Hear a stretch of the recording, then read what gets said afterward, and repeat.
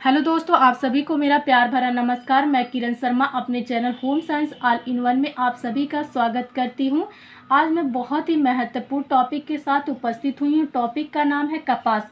कपास जो है होम साइंस से रिलेटेड सभी कॉम्पिटिटिव एग्जाम में क्वेश्चन पूछे जाते हैं इससे, यहाँ तक कि यूपीएससी में क्वेश्चन भी इससे बनते हैं।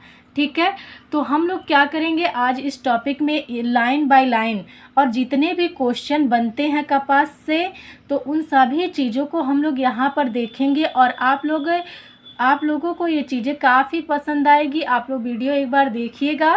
तो चलिए हम लोग आज के टॉपिक की शुरुआत करते हैं। तो चलिए आइए चलते हैं आगे, टॉपिक की शुरुआत करते हैं। कपास के बारे में हम लोग आगे बात करते हैं।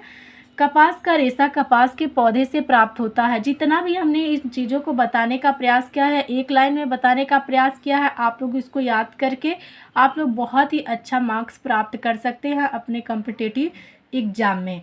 तो चलिए, कपास का रेशा जो होता है वो कपास के पौधे से प्राप्त होता है, और कपास का पौधा 3 से 4 फीट का होता है। ये क्वेश्चन पूछा जाता है कि कपास का पौधा जो होता है उसका लंबाई कितना होता है। तो आप लोग उसमें बता सकते हैं कि 3 से 4 फुट की लंबाई कपास के पौधे की होती है। ठीक, कपास के पौधे के बीज के चारों तरफ रेशे लिपटे होते हैं। ठीक है, तो इसमें क्वेश्चन ये बनता है कि कपास का जो रेशा होता है वो कोए में कहाँ पे रहता है। ठीक है, तो कहाँ पे रहता है? कोए के बीज के चारों तरफ लिपटा रहता है कपास का रेशा। कपास के रेशे की लंबाई कितनी होती है? ऐसे क्वेश्चन आपका बन सकता है कि कपास के रेशे की लंबाई कितनी होती है। तो आप लोग आंसर में देंगे कि कपास की लंबाई जो होती है 2 से 2.5 सेंटीमीटर होती है। ठीक, तो आगे चलिए हम लोग बात करते हैं। कपास का रेशा अन्य सभी रेशों से छोटा होता है। क्वेश्चन यहाँ पे बनेगा कि कपास का जो रेशा होता है वो अन्य रेशों से छोटा होता है या बड़ा होता है। तो यहाँ पे आप कहेंगे कि कपास का रेशा जो होता है अन्य सभी रेशों से क्या होता है? छोटा होता है। ठीक, कपास के रेशे जिस रुई से छोटे रेशे प्राप्त होते हैं उन्हें तंतुक रेशा कहा जाता है। यहाँ से भी क्वेश्चन बन सकता है कि कपास के जो छोटे रेशे होते हैं उन्हें क्या कहा जाता है, यानी कि कपास के जो छोटे रुई से रेशे प्राप्त होते हैं उनको क्या कहा जाता है? छोटा तंतुक कहा जाता है। ठीक, इसी के अपोजिट हम लोग बात करें अगर, तो कपास का जो लंबा रुई होता है उससे जो रेशे प्राप्त होते हैं उनको क्या कहा जाता है? लंबा तंतुक कहा जाता है। ये सारी चीज़ें याद करने वाली है, तो आप लोग याद रखिएगा और आप लोग साथ में नोट्स भी बनाते जाइए।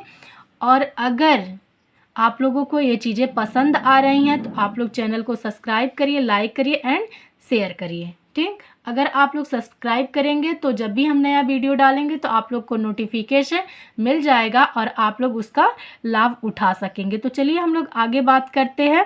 आधुनिक युग में वस्त्र उद्योग में कपास का ज़्यादा उपयोग किया जा रहा है, यानी कि आधुनिक, पहले प्राचीन युग में कपास का काफ़ी महत्व था, यानी कि सूती कपड़े को लोग ज़्यादा पसंद करते थे। उसी की अपेक्षा आज भी आधुनिक समय में भी लोग ज़्यादातर पसंद कर रहे हैं और बहुत ही ज़्यादा हर दिन प्रतिदिन मांग बढ़ती जा रही है। ठीक है, चलिए, कपास से वस्त्र जो बनते हैं वो सस्ते होते हैं। कपास के जो वस्त्र होते हैं वो क्या होते हैं? वो सस्ते होते हैं। मैक्सिको और संयुक्त राज्य अमेरिका में कपास के लिए उत्तम जलवायु भूमि होती है। यहाँ से क्वेश्चन ये बन सकता है कि सबसे उत्तम जो जलवायु होती है और भूमि होती है कपास के लिए कहाँ की होती है? ठीक है, तो कहाँ की होती है? मैक्सिको की होती है और संयुक्त राज्य अमेरिका की होती है। तो इसको आप लोग याद रखिएगा। ठीक है, तो चलिए आगे चलते हैं हम लोग। मैक्सिको और संयुक्त राज्य अमेरिका में लंबे रेशे कपास का उत्पादन होता है, यानी कि जो कपास की जो भूमि होती है वो काफ़ी उपयुक्त होती है या काफ़ी उपजाऊ होती है, या कहें तो कपास के पौधे के लिए काफ़ी उत्तम होती है मैक्सिको और संयुक्त राज्य अमेरिका की भूमि।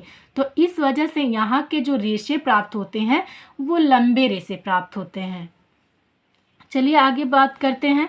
विश्व में भर में पैदा होने वाले कपास का 3/4 भाग अमेरिका में पैदा होता है, यानी कि आप लोगों को यहाँ से क्वेश्चन बन सकता है कि 3/4 भाग कहाँ पैदावार होता है कपास का? तो 3/4 भाग अमेरिका में पैदावार होता है। अमेरिका जो होता है सबसे ज़्यादा पैदावार कपास का अमेरिका करता है। ठीक है, और जो एक भाग बचता है उसमें सारे देश आते हैं जो कपास का उत्पादन करते हैं। तो कपास के उत्पादन का 1/4 भाग कौन कौन से देश इसमें शामिल हैं, तो आइए उसको भी जान लेते हैं हम लोग कि इसमें कौन कौन से देश शामिल हैं। जो 1/4 भाग यानी कि 3/4 भाग तो अमेरिका उत्पादन करता है कपास का, और 1/4 भाग में कौन कौन से देश आते हैं, भारत, चीन, मिस्र, ब्राज़ील, फ्रांस आदि देश आते हैं इसमें। ये लोग जो होते हैं वो भी अच्छा किस्म का उत्पादन करते हैं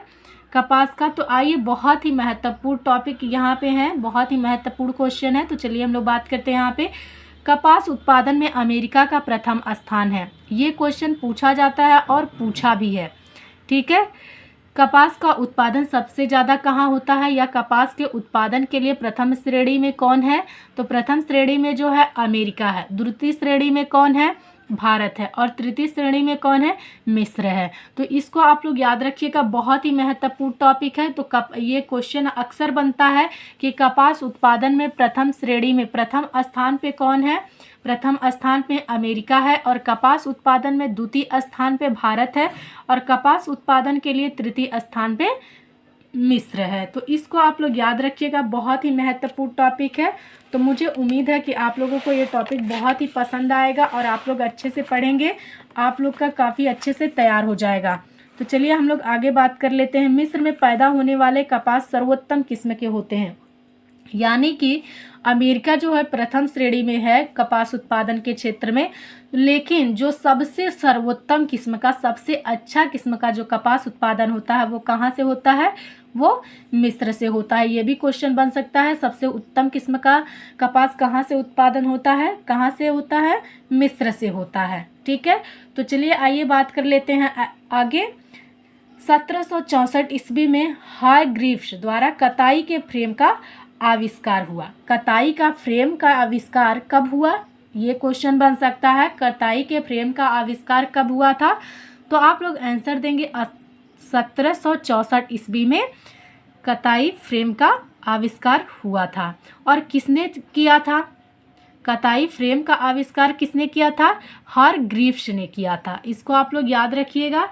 आगे चलते हैं, हम लोग बात करते हैं 1764 में कताई स्पूल का आविष्कार हुआ। ये बहुत ही इम्पॉर्टेंट है, क्वेश्चन पूछा भी जाता है कि कताई स्पूल का आविष्कार कब हुआ, 1764 ईस्वी में। 1764 ईस्वी में कताई स्पूल का आविष्कार हुआ। कताई स्पूल का आविष्कार किया किसने, इसको भी आप लोग याद रखिएगा। कताई स्पूल का आविष्कार आर्कराइट ने किया। कताई स्पूल का आविष्कार किसने किया, आर्कराइट ने किया, ठीक। तो चलिए हम लोग आगे बात करते हैं। पावर लूम का आविष्कार, पावर लूम का आविष्कार कब हुआ, बहुत ही महत्वपूर्ण क्वेश्चन है ये। पावर लूम का आविष्कार कब हुआ, 1785 ईस्वी में पावर लूम का आविष्कार हुआ। इसको आप लोग याद रखिएगा, पावर लूम का आविष्कार कब हुआ, 1785 ईस्वी में हुआ। पावर लूम का आविष्कार किसने किया, पावर लूम का आविष्कार किसने किया, कार्टराइट ने किया। कार्टराइट ने पावर लूम का आविष्कार किया, ठीक। चलिए आगे हम लोग बात कर लेते हैं। कपास के बीज यानी कि बिनौले से तेल उत्पादित होता है। तो आप लोग इसको याद रखिएगा, कपास के बीज से क्या उत्पादित होता है, तेल उत्पादित होता है। कपास के बीज से जो होता है क्या उत्पादित होता है, तेल उत्पादित होता है। कपास की खली पशुओं के चारे के काम आती है, यानी कि कपास की जो खली होती है वो पशुओं के खली यानी कि पशु को खिलाने के काम में आती है, ठीक है। तो चलिए आगे हम लोग बात करते हैं। सर्वप्रथम 1818 में कोलकाता में सूती मिल का आविष्कार हुआ। ये बहुत ही इम्पॉर्टेंट क्वेश्चन है, ये पूछा जाता है कि सर्वप्रथम कपास का जो है मिल के निर्माण कहाँ हुआ, कहाँ हुआ और कब हुआ। कपास मिल का निर्माण कब हुआ, 1818 ईस्वी में। प्रथम कपास मिल का निर्माण कब हुआ, 1818 ईस्वी में हुआ। और ये भी क्वेश्चन बनता है कि प्रथम जो है कपास के मिल का आविष्कार कहाँ हुआ, कहाँ निर्माण हुआ, कोलकाता में हुआ। तो यहाँ से दो क्वेश्चन आपके बन रहे हैं कि सर्वप्रथम सूती मिल का निर्माण कब हुआ, 1818 ईस्वी में, और सर्वप्रथम सूती मिल का आविष्कार कहाँ हुआ, तो कोलकाता में हुआ, ठीक है। तो इसको आप लोग याद रखिएगा। आगे चलिए हम लोग बात कर लेते हैं 1854 ईस्वी में। 1854 ईस्वी में सूती मिल का निर्माण मुंबई में हुआ। तो इसको आप लोग याद रखिएगा, क्वेश्चन कभी कभी बनता है कि मुंबई में सूती मिल का निर्माण कब हुआ था। मुंबई में सूती मिल का निर्माण कब हुआ था? 1854 ईस्वी में। ठीक। 1861 ईस्वी में सूती मिल का निर्माण अहमदाबाद में हुआ था। ये भी महत्वपूर्ण है, तो आप लोग इसको याद रखिएगा। अहमदाबाद में सूती मिल का निर्माण कब हुआ था? 1861 ईस्वी में। कब हुआ था अहमदा में सूती मिल का निर्माण? 1861 में हुआ था। चलिए आगे बात करते हैं। 1866 ईस्वी में कोलिको मिल की स्थापना हुई थी। यानी ये बहुत ही इंपॉर्टेंट है, इसको पूछा जाता है कि कोलिको मिल की स्थापना कब हुई थी। कोलिको मिल की स्थापना कब हुई थी? 1866 ईस्वी में।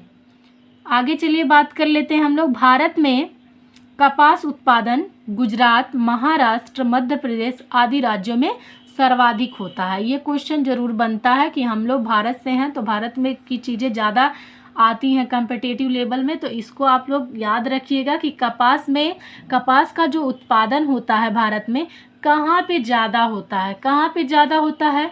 गुजरात में होता है, महाराष्ट्र, मध्य प्रदेश आदि राज्यों में सर्वाधिक कपास का उत्पादन किया जाता है। ठीक। कपास विश्वव्यापी रेशा है। कपास जो है वो विश्वव्यापी रेशा है, यानी कि विश्व भर में कपास के रेशे को जाना जाता है, या कपास से बने वस्त्रों का उपयोग किया जाता है, या कपास का उत्पादन पूरे विश्व भर में होता है। तो इसको आप लोग याद रखिएगा। ठीक है। तो चलिए आगे हम लोग बात कर लेते हैं।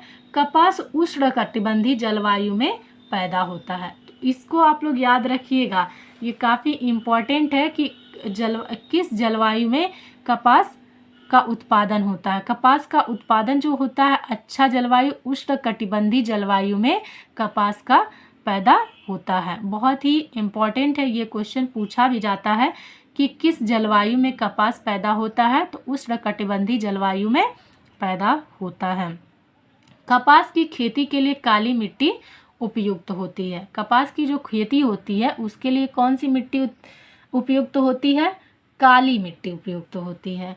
और काली मिट्टी बहुत अच्छी होती है कपास के उत्पादन के लिए, और बहुत अच्छे से कपास का उत्पादन होता है। तो चलिए हम लोग चलते हैं आगे, बात कर लेते हैं कपास के उत्पादन के बारे में। तो चलिए चलते हैं। कपास की खेती, इसको हम लोग देख लेते हैं। कपास की खेती के लिए 12 से 15 इंच बरसात उपयुक्त होता है। कपास की खेती के लिए जो है 12 से 15 इंच बरसात उपयुक्त होता है। तो चलिए आगे और भी बात कर लेते हैं। क्षार युक्त भूमि में लंबे रेशे कपास के उत्पन्न होते हैं। ये बहुत ही इम्पॉर्टेंट है। ठीक है। तो इसको आप लोग याद रखिएगा कि जो लंबे रेशे प्राप्त होते हैं वो क्षार युक्त भूमि से प्राप्त होते हैं। कपास के रेशे कौन सी भूमि से लंबे रेशे प्राप्त होते हैं? तो क्षार युक्त से प्राप्त होते हैं। कपास की खेती के लिए पर्याप्त सूर्य प्रकाश और नमी की आवश्यकता होती है। कपास की खेती के लिए किस चीज़ की आवश्यकता होती है? ये कपास की खेती के लिए किस चीज़ की आवश्यकता होती है? सूर्य के प्रकाश की और आर्द्रता की, यानी कि नमी की आवश्यकता होती है। ठीक है। तो आज के लिए हमें इतना ही रहने देना है, और हमें उम्मीद है कि आप लोगों को ये टॉपिक बहुत ही पसंद आया होगा। और अगर आप लोगों को पसंद आया है ये टॉपिक तो आप लोग कमेंट बॉक्स में ज़रूर लिखिएगा।